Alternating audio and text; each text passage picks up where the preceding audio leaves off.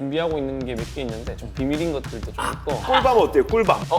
이게 비밀이구나. 아니 모델로 최홍만 씨를 써서 핵꿀밤 해가지고 최근에 한국의 김밥도 굉장히 수출 많이 하고 있는 걸로 아시죠? 어느 정도 수출되는지 보니까 2차 전지보다 많고. 카자흐스탄 보면 빈속에 꿀와인을 계속 받아서 아, 드시는 네. 거예요. 생각보다 그리고 맛에 비해 너무 싸요. 주고 두세 번만 괜찮았으면 그걸 수입해도 되겠다라는. 거상으로 네. 받으시는 거.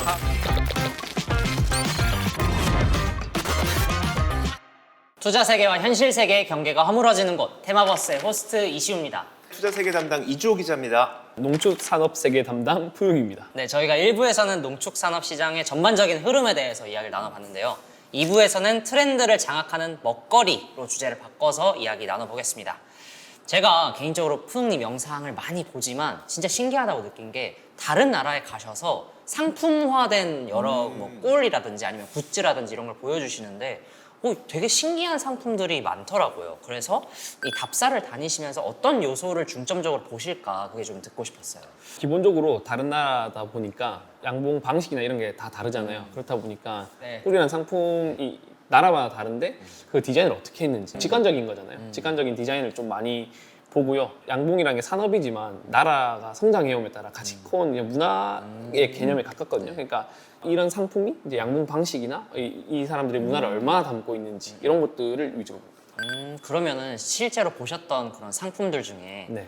오 진짜 신기하다 싶었던 그런 거 있으세요? 슬로베니아에 양봉 체험을 좀 갔다 온 적이 있어요. 근데 거기는 유럽이다 보니까 좀 문화적인 양봉이 굉장히 발달돼 있는데 꿀벌 펜션이라고 해가지고 꿀벌을 동침할 수 있는 진짜요? 펜션이 있어요. 안물 그래서 자고 일어나면 예. 띵띵 누워 네, 있는 사람한테 이렇게 올 수 없는 상황이고 안에서 유리로 볼 수 있고요. 아. 벌들은 그 벽면에 입구를 뚫어서 벽면에서 왔다 갔다 하고 대신 벌통 안에 이렇게 호흡기를 달아서 벌통 내부의 냄새를 맡을 수 있어요. 진짜 마니악한 아니요. 그런 거 근데 아니에요? 이게 유럽에서는 네. 아피테라피라고 해가지고 민간요법 중에 하나예요. 벌들이 그 만들어내는 프로폴리스 항균 네. 물질이잖아요. 이런 거랑 꿀향, 꽃향 이런 것들이 같이 나거든요. 그래서 사람 심신을 안정시키고 이렇게 속을 좋게 한다고 해서 옛날부터 이어오던 그런 건데 그거를 이제 관광 상품화해서 슬로베니아에서는 양봉하는 농가들은 거의 그게 있을 정도로 네, 그냥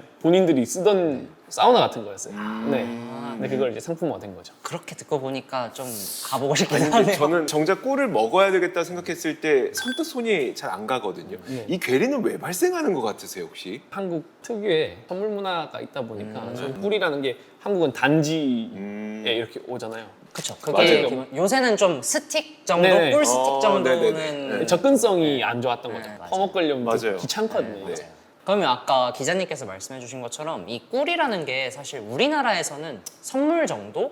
되게 고급 선물 받을 땐 너무 좋아요. 어우 감사합니다 하고 넣어놨다가 감기 몸살 걸렸을 때 꿀물 타먹 그러면 요만큼 줄어들어 있고 그 몇 년 지나도 맞아요, 계속 맞아요. 있고 이 정도로 전 꿀을 인식하고 있거든요. 그래서 이게 우리나라만 이런 건가? 다른 나라는 어떻게 이렇게 꿀 산업이 활성화돼 있지 싶어요. 동아시아권에서는 조금 그런 경향이 있는 것 같아요. 좀 선물로 인식하는 그러다 보니까 단지로 주는 문화가 많이 발달돼 있다 보니까 이게 소비가 빠르게 안 되고 그런 상황인 것 같아요. 근데 해외는 빵이 거의 주식인 나라가 많다 보니까 빵에 발라먹는 형태로 많이 발전을 했거든요. 그러다 보니까 선물 느낌보다는 좀 이렇게 일상적으로 먹는 잼 같은 느낌으로 받아들여요. 네. 그러다 보니까 해외는 좀 더 그런 상품들이나 이런 것들이 많이 팔리죠. 네. 푸흥님께서 일본에서 물풀 형태로 된 네. 꿀을 사오신 적이 있더라고요. 아, 네네. 그러니까 저 너무 신기한 거예요. 그리고 진짜 똑똑하다. 그냥 빵에 이렇게 쓱쓱쓱 발라먹으면 대박이겠다 싶어서 그런 이색 상품도 좀 준비하시려는 계획이 있으세요? 네, 지금 현재 준비하고 있는 게 몇 개 있는데 좀 비밀인 것들도 좀 있고. 네. 근데 영업 비밀이군요. 그 물풀꿀은 네. 되게 유명한 문구 기업이랑 다른 회사랑 콜라보를 한 거예요. 그러니까 좀 꿀을 여기다 넣어보면 재밌지 않을까 네네. 해서 그렇게 한 건데 그게 생각보다 판매가 잘 된 걸로 알고 있거든요. 그래서 그런 이색 상품들이 있으면 사람들이 이목도 끌기 좋고 인스타나 뭐 이런 데 인증하기도 좋으니까 그런 것들 되게 좋은 것 같아요. 근데 저는 조금 근본적으로 꿀이 많이 들어간 하지만 좀 더 사람들이 이거 되게 특이한데 할 수 있는 어떤 제품들 빵에 발라먹는 크림꿀 같은 것들은 특허청에서 저희가 기술 이전도 다 받아가지고 네. 거의 완성이 된 상태고 말고도 여러 가지 좀 있습니다. 비밀이라는 네. 거죠. 꿀밤 어때요? 꿀밤. 그 그거 꿀밤이 뭐예요? 하고 있어요? 이게 비밀이구나. 비밀 들켰다. 제 사촌 동생이 안 그래도 갑자기 뜬금없이 연락 와서 형님 이거 어떤데? 꿀밤 해가지고 그 모델로 최용만 씨를 써가지고 너무 좋은데? 꿀밤 해가지고 꿀밤. 네, 그 말을 하더라고요. 갑자기 말씀하시고 되게 이제 푸흥님께서 그럼 공개해 주실 수 있는 것 중에 네. 선물 세트 말고 그거를 좀 깨보려고 하셨던 시도 중에 좀 소개해 주실 만한 게 있을까요? 빠르게 소비를 하기 위해서 사탕 종류를 지금 만들었고요. 꿀사탕이요? 네. 사탕은 그냥 목 안 좋을 때나 이럴 때 그쵸, 그냥 그쵸. 드실 수 있잖아요. 제가 좀 또 양봉 유튜버인데 또 그냥 만들 수는 없고 그래서 꿀을 좀 많이 넣자 해가지고 거의 업계 최대치로 넣어가지고 아. 네, 만들었고 네. 그 외에는 개발하고 있는 게 버터에 이제 꿀을 좀 넣어서 네. 허니 버터 같은 그런 것들을 지금 개발 중에 있고요. 그다음에 아까 핫허니 많이 핫토니가 뭐예요? 고추 추출액이라고 해야 되나? 조금 매운 꿀인 거죠. 네. 고르곤졸라 같은 데 이렇게 많이 뿌려 드시잖아요. 네. 그러니까 너무 단맛만 있으면 좀 물릴 수 있으니까 조금 매운 맛을 좀 첨가하는 그런 걸 준비하고 있습니다. 그래. 빵이 주식인 나라면은 꿀 네. 찍어 먹는 게 익숙할 것 같은데 네. 밥을 꿀에 비벼 먹지는 않으니까 그렇죠. 이게 문화적인 그 차이도 좀 있는 것 같아요. 좀 안타까운 게 요새 막 K푸드가 워낙 핫해서 이 K푸드 김밥에 꿀? 떡볶이에 꿀? 그래서 이게 참 애매하네. 그래서 K푸드가 일단 얼마나 산업이 성장하고 있는지 그리고 이 꿀이라는 게 여기에 접목될 수 있는지 네. 그런 게 좀 궁금했거든요. 사실 저도 어느 정도 잘 나가는지를 제가 몇 가지 사례를 말씀드릴 텐데 요즘에 그 김을 검은 반도체라고 부르는 거 맞아요. 아시죠? 웃기더라고요. 네. 근데 이게 김을 서구권에서 왜 먹는지 보니까 김을 약간 스낵처럼 먹더라고요. 교실에서 막 과자처럼 먹는다든지 뭐 이런 식으로 먹더라고요.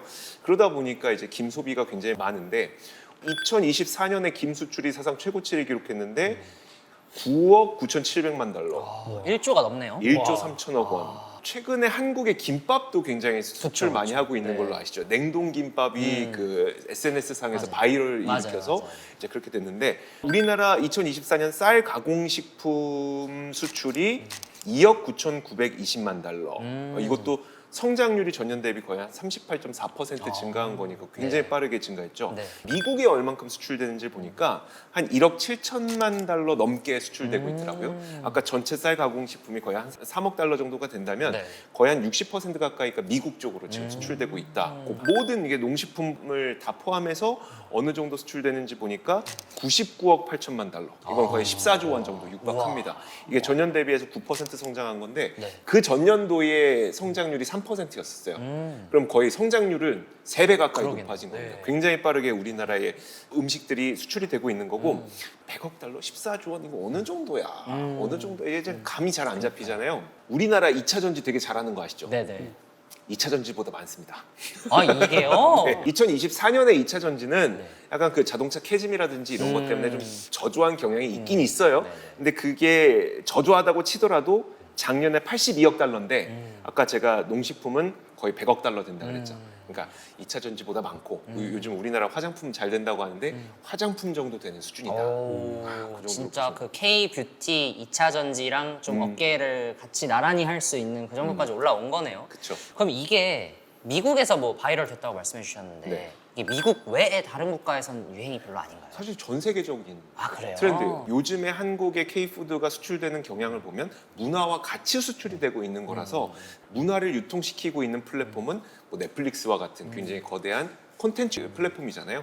이 콘텐츠 플랫폼이 전 세계에 퍼져 있어서 그래서 전 세계적으로 K푸드가 같이 올라가고 있거든요. 북미 쪽에서 20% 정도의 성장률. 네. 저는 조금 특이했던 게 그 몽골을 포함한 동유럽 쪽 있잖아요. 네. CIS 국가라고 하는데 네. 그쪽의 성장률이 30%로 굉장히 높습니다. 동유럽 쪽에서 굉장히 성장률이 높고 뭐 중남미, 유럽 연합 가릴 것 없이 K푸드는 빠르게 성장하고 있다. 빠르게. 여기에 딱 꿀이 한 스푼 딱 얹는 순간 좋을 것 같은데. 그러니까 아직은 근데 그럼 꿀이 아니라 그러니까 어떤 품목들이 많이 나가고 있는 거예요? 단연 라면이 가장 큰 인기를 끌고 있는데 작년 라면 수출이 금액 기준으로 봤을 때 12억 4,850만 달러로 31% 성장했으니까 일단 성장률도 높을 뿐만 아니라 품목 가운데 금액 기준도 가장 크기도 하고요. 근데 이게 상반기가 거의 7억 3천만 달러예요. 작년에 12억 4천만 달러라고 했죠. 근데 상반기만 7억 3천만 달러면 성장률 굉장히 높은 겁니다. 그래서 거의 한 작년 같은 기간에 비해서도 거의 한 24% 정도 성장을 했으니 얼마나 많이 라면이 인기를 끌고 있는지 알 수 있는 거고 농식품 수출에 멱살 끌고 올라가고 있는 게 라면이다라고 보시면 될 것 같아요. 효자 중에 효자네요, 정말. 최고죠, 최고. K푸드 열풍이라는 게 뭐 콘텐츠에서 막 라면 먹는 장면이 네. 나와서 아 나도 저거 먹고 싶어 했는데 수입이 안 되어 있다. 그러면은 열풍이 안 맞아요. 불었을 열풍 거잖아요. 들 수가 없어요. 결국 거기까지 유통이 잘 네. 되는 그게 되게 큰 건가요? 그러니까 유통망이 없으면 불가능해요. 그러니까 예를 들어서 이거 딴 얘기긴 한데 우리나라 화장품 브랜드가 몇 개 있을까요? 엄청 많지 않나요? 제가 한 3만 개 정도가 돼요. 근데 그 유통 채널에서 그 3만 개를 다 못 다뤄요. 그러니까 매대도 3만 개를 어떻게 다 깔겠어요? 네. 그럼 그들이 할 수 있는 다룰 수 있는 브랜드가 몇 개 정도 될까요? 대략 한 2천 개 정도밖에 안 돼요. 그럼 나머지 2만 8천 개 정도는 사장돼야 돼요. 근데 그럴 수가 없다 보니까 우리가 구할 수 있는 유통 채널이 아마존이라는 채널이 있었던 거예요. 그리고 그 아마존에다 딱 팔았더니 미국에서 팔리네?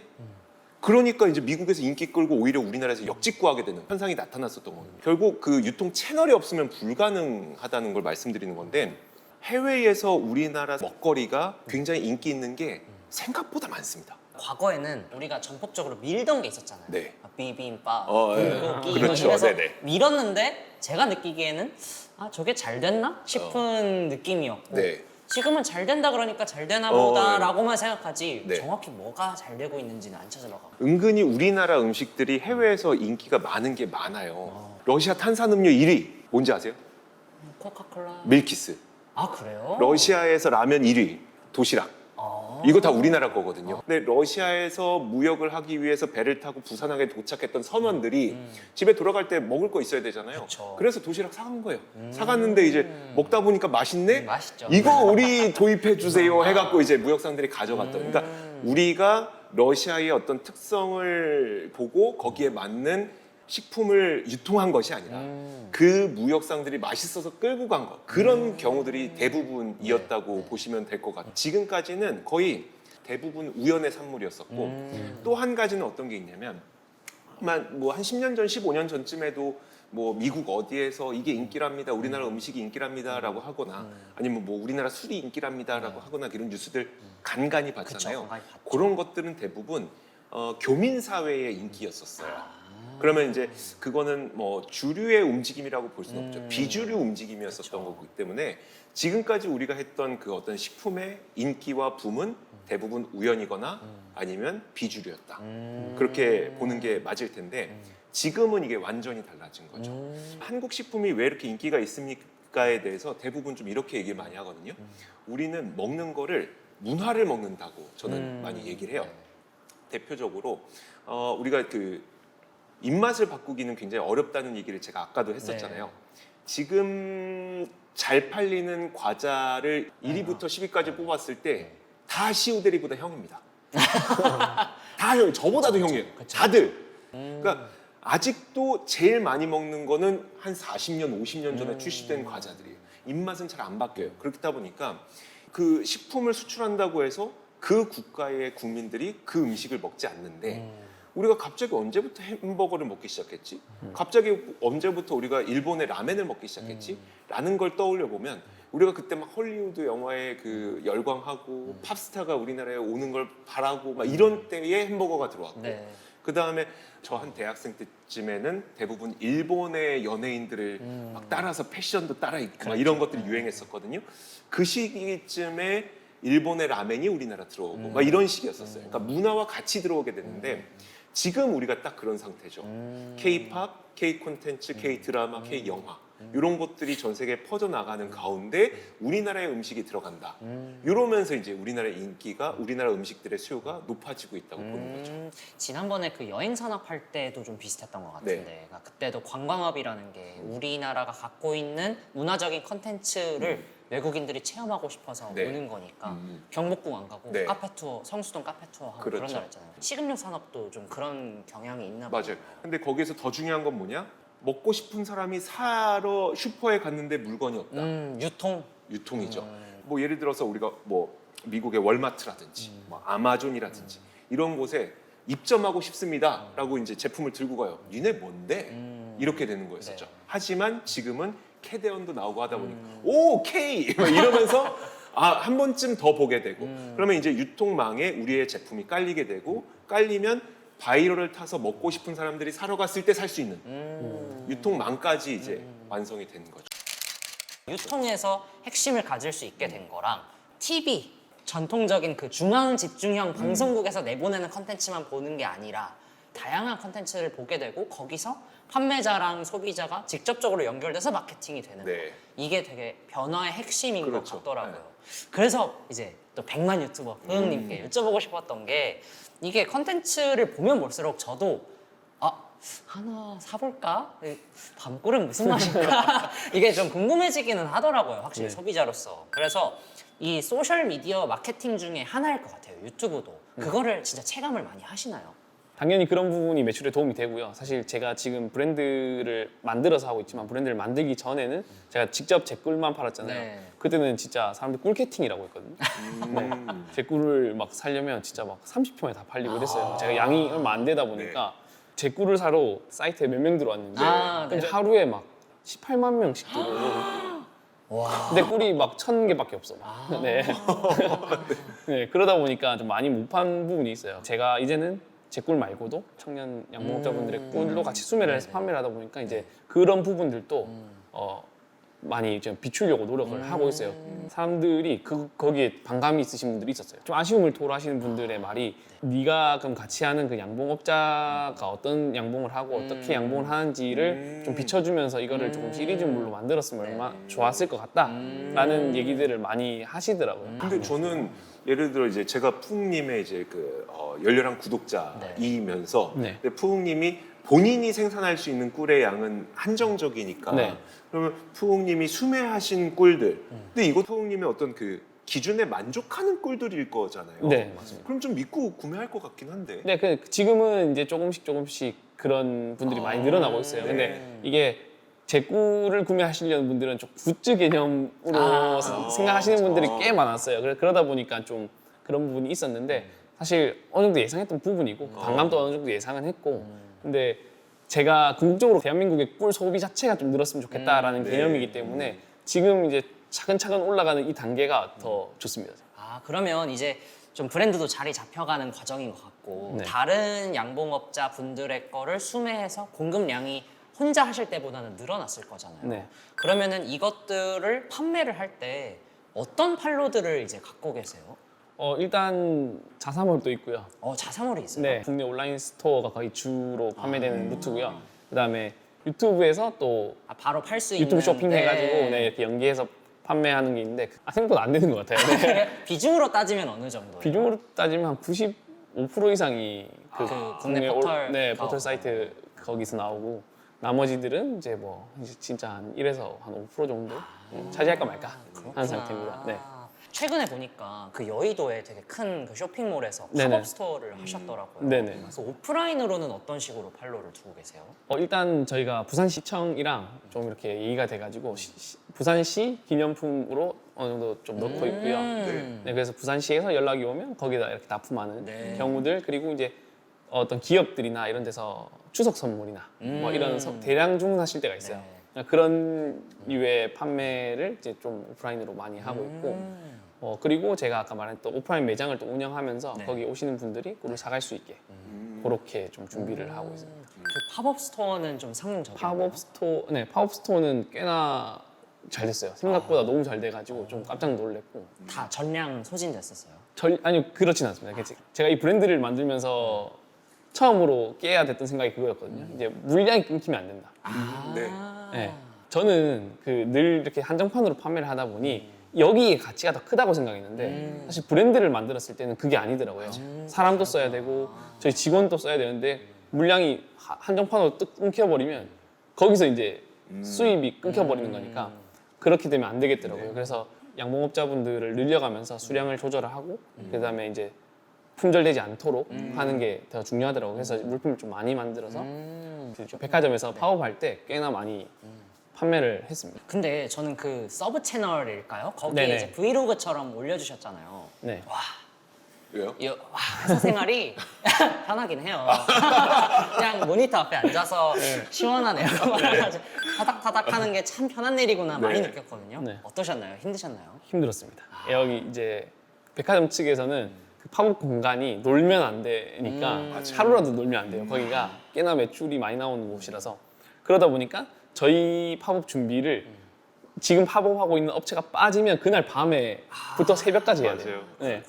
네. 그날 새벽에 뭐 마무리를 하고 이제 판매를 저는 또 제가 없으면 안 되잖아요. 저를 보러 오시는 분들 많은데 거기서 밤을 새고 거기서 이제 팝업을 진행하다 보니까 준비하는 과정도 한 2달 걸리니까 거의 멘탈이 완전 터져 있는데 그 과정을 거치고 새벽에 1시간 자고 거기 이렇게 서 있으니까 그래서 사람들이 계속 오잖아요. 제가 완전 대문자아인데 또 팬들이니까 네, 막 사진 너무, 찍고 너무 네. 좋아요. 사진 와, 찍어주세요. 네. 네. 그러다 보니까 거의 그날 기억이 없어요 사실. 네.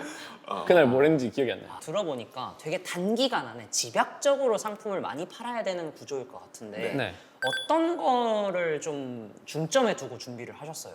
백화점 측에서도 그 부분 관련해서 이렇게 해서 이렇게 해랑 기획을 되게 많이 밀어 넣어요 저희한테. 이 제품을 무조건 만들어야 된다. 이렇게 해야지 뭐 회전율이 빠르고 뭐 제품이 많다 이런 것들도 생각해가지고 네. 사람들이 이게 사기 쉽게 네. 소분한 꿀 위주로 판매를 했고요. 거기서 카페 메뉴를 좀 팔았거든요. 네. 근데 다 꿀을 이용한 상품이었는데 크림에다가 꿀을 넣어서 크림을 만들고 이제 크로플을 찍어 먹을 수 있는 그런 것들이랑 또 빵 그 크루아상에다가 방꿀 같은 거 뿌리고 브리치즈 같은 거 이제 끼워 넣어서 그러니까 군침이 돌아요. 그런 식으로 이제 베이커리 메뉴, 아. 네, 디저트 메뉴 쪽으로 해서 좀 많이 개발을 했습니다. 비밀이실 수도 있지만 네. 이제 준비 중이신 새로운 팝업 네. 거기서도 똑같은 메뉴만 있나요? 아니면 좀 새로운 메뉴도 아, 하셨나요? 여의도에서 했던 팝업이랑은 조금 다르긴 해요. 이거 여의도에서 했던 팝업은 진짜 우리 이렇게 팝업해 막 좀 이렇게 하는 거였다면 네. 나 지금은 부흥이야. 예, 근데 지금은 오히려 판매 위주의 예, 매대 형식의 네. 팝업 위주로 진행을 하려고 해요. 저는 이걸 왜 여쭤봤냐면 그 뭐 크로플이나 기존에 하셨던 그 음식들 말고 다른 식으로 또 어떻게 꿀을 판매하시려고 뭔가 조합이나 이런 것들을 구상하고 계실까 그게 궁금했거든요. 제가 그 개인적으로 술을 좀 좋아해요. 아니, 술자리를 좋아하는 건 아니고 그냥 위스키나 네. 막 다른 나라 술을 네. 먹어보는 걸 되게 좋아하거든요. 그래서 그런 게 관심이 좀 많다 보니까 꿀을 이용한 술이나 미드라고 해가지고 꿀을 발효시켜서 만드는 와인이 있어요. 네. 그런 것들도 지금 생각하고 있고 위스키랑 꿀이랑 또 좀 생각하고 있고 네, 또 꿀 맥주나 뭐 이런 술을 좀 위주로 생각하고 있습니다. 저는 그 카자흐스탄 방문하셨을 때 네네네. 빈속에 꿀와인을 계속 받아서 아, 드시는 네. 거예요. 그래서 저기 맛있나 보다. 여기- 너무 먹고 싶다 생각을 했거든요. 네, 그게 미드인데 미드가 이제 중앙아시아나 네. 포도가 많이 안 나는 지역에서 좀 네. 많이 먹어요. 그냥 포도에 있는 당분 대신 꿀에 있는 당분을 이용해서 그냥 술을 만들게 된 게 뭐 기원이라고 들었거든요. 보셨던 그 카자흐스탄 그 미드 공장에 갔을 때도 생각보다 그리고 맛에 비해 너무 싸요 술이. 중앙아시아다 보니까 특히 더 그런데 사실 두세 번만 괜찮았으면 그걸 수입해도 되겠다라는 생각이 들 정도로 네. 그래서 그분도 저한테 그 말 하셨어요. 한국에 진출하고 싶은데 니를 통하면 되냐? 제가 한번 알아보겠다. 이제 거상으로 거듭내시는 거예요. 한번 알아보겠다 하고 이제 카자흐스탄 영사님이랑 식사를 할 자리가 돼가지고 여쭤보니까 조금 힘들 것 같다. 이게 아마 힘들 거다라고 하시더라고요. 주세법이나 이런 것들이. 네.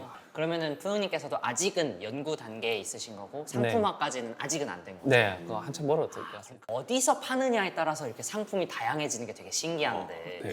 그러면 팝업이 규모가 어마어마하겠구나 뭐 회전율 이런 것까지 단가 막 이런 맞아요. 거 엄청나게 생각해서 들어가는 거니까 네. 그 정도의 그 시장 파이라면은 뭐 어마어마하겠다 싶은데 이게 통계가 팝업이 돼 있어요. 진짜 많이 열리고 있어요. 정말 많이 열리고 있는데 일단 작년에 한 해 동안 열린 팝업 스토어가 1,700개가 넘는데요. 근데 더 재밌는 게 뭐냐면 올해 상반기에 열린 팝업 스토어 개수가 1,500개 가까이 돼요.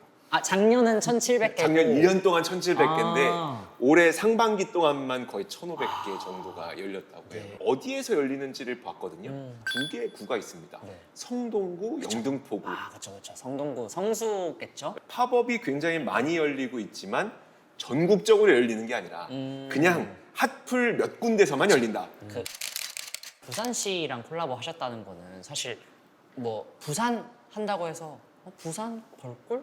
이게 매칭이 잘 안 돼서 어떤 식으로 콜라보를 하셨는지 궁금하고. 콜라보라기보다는 지금 저희가 콜라보한 거는 부산에 있는 이기택 작가님이라고 해가지고 부산에서 활동하시는 화가분이 계세요. 그분의 작품을 저희 선물 세트에 녹여냈고 그 선물 세트 녹여낸 걸 부산시에서 보고 네. 그 시에서 이거는 부산시 기념품으로 좀 넣고 싶다 해서 대신 부산시 로고가 바뀌어야 된다.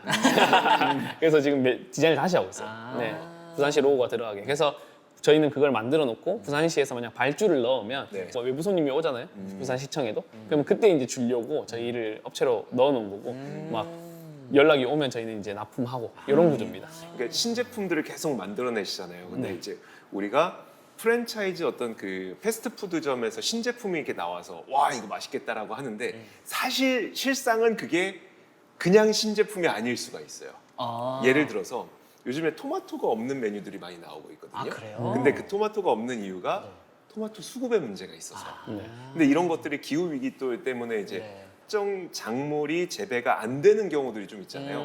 아마 이거 기사 기억나실 텐데 우리나라에 들어왔던 맥도날드에서 갑자기 감자튀김을 못 먹는다. 이게 그 우리나라가 공급받는 감자튀김 기업이 미국의 하나였었던 거예요. 근데 이 기업에서 문제가 생기니까 우리나라 전체가 감자튀김을 못 먹게 되는 맞아요. 이상한 다른 일들이 사이드를 그렇죠. 먹었어요. 그러니까 이런 일들이 계속 생기게 되다 보니까 그걸 피하기 위해서 새로운 메뉴들을 내놓는 일들이 요즘에 있다고 하더라고요. 그게 명칭도 있어요. 해칭 메뉴라고 해서 공급망의 리스크를 해칭할 수 있는 메뉴다. 그래서 해칭 메뉴라는 요즘 그 트렌드가 많이 뜨고 있다고 합니다. 그래서 이런 것들도 사실 어떻게 보면 아까 그 이시우 대리가 말씀하셨던 뭔가 우리나라의 농축산물을 활용할 수 있는 상품의 아이디어가 될 수는 있을 것 같아요. 글로벌 공급망을 이용하지 않고 우리나라 농가들을 이용해서 그쪽에서 이제 그 수급을 한 다음에 그런 해칭 메뉴를 만드는 방법들 이런 것들도 하나의 아이디어가 될 수 있지 않을까 싶어요. 저는 이제 해칭이 뭐 주식시장에서만 쓰는 말인 줄 그렇죠. 알았는데 그런 것도 있네요. 네. 근데 그러면 이게 시청 입장에서 이렇게 협업을 하는 게 그냥 뭔가 재고 소진이라고 할까요? 그러니까 농가의 새로운 수입원 제공 이런 목적이 좀 대부분인 걸까요? 왜 이렇게 시에서 혹은 정책 당국에서 이렇게 밀어주는 게 있는 거예요? 농업 관련된 농업 정책과와 네. 뭐 총무과 이런 데가 이렇게 협업을 하는 것 느낌은 아니에요. 제가 이렇게 해봤을 때 네. 그냥 총무과는 이 사람이 부산에 있는 청년이고 부산에 있는 화가랑 콜라보했고 제품이 이쁘니까 네. 이렇게 연락이 먼저 온 것 같고요. 농업 정책과랑은 아무 관련이 없었던 것 같아요. 아, 예, 그럼 이제 2부의 마지막 질문인데 확실히 오늘 이제 영상 찍으면서 느낀 게 이 꿀벌 그리고 꿀에 대한 애정이 엄청나시다. 되게 확실히 전문가다라는 게 많이 느껴지는 하루였거든요.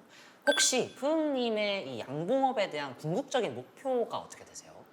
양봉을 하면서 나는 이렇게 벌을 이렇게 키워서 이런 대양봉가가 돼야지라기보다는 그 양봉 산물들이 좀 많이 소비가 됐으면 좋겠다. 그게 되면 사실 잘 굴러갈 거거든요. 네. 양봉 산업 자체가. 그래서 지금은 사람들이 와서 양봉을 체험할 수 있고 그리고 아까 전에 말했던 꿀벌 펜션이나 그런 것들도 체험하고 거기서 음식을 먹을 수도 있고 그리고 바로 사서 갈 수 있는 그런 집약적인 양봉 메카 같은 공간을 만드는 게 꿈이에요. 네. 좋네요. 저도 네. 가보고 싶어요. 네. 구독자라서. 오늘 저희 테마버스에서는 트렌드를 장악하는 먹거리에 대해서 이야기를 나눠봤는데요. 마지막으로 드리는 질문입니다. 농축산업의 근본이 뭐라고 생각하세요? 근본이라고 생각해요. 농축산업이란 것 자체가 이 국가의 근본이고 지구의 근본이라고 생각해요. 인류가 살아가는데 무조건 필요한 게 이제 먹거리잖아요. 그러다 보니까 그 자체로서 그냥 근본이 아닌가라는 생각을 합니다. 맞아요. 오늘 이야기 나누면서 뭐 생태계 이런 얘기도 하다 보면 결국 가장 근원에 있는 게 네. 농축산업인 것 같더라고요. 좋은 말씀 감사합니다.